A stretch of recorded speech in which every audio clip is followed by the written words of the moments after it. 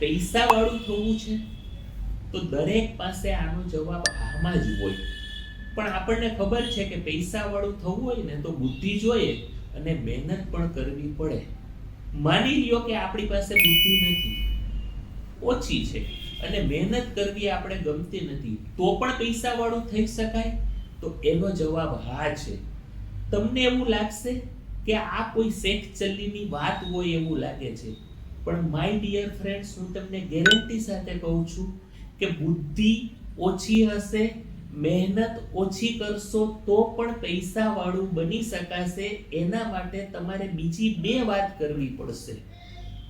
એમાંની પહેલી વાત એ છે કે રોજ કોઈને મદદરૂપ બનો.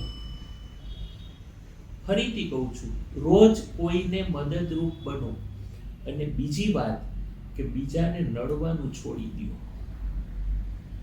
જો આ 2 વાત આખા દિવસમાં તમે યાદ રાખશો ને, તો કદાચ તમારી પાસે બુદ્ધિ ઓછી હશે અને તમારી મહેનત પણ ઓછી હશે ને, તો પણ તમે પૈસાવાળા બની શકશો. તમને મારી વાત ઉપર વિશ્વાસ આવે છે?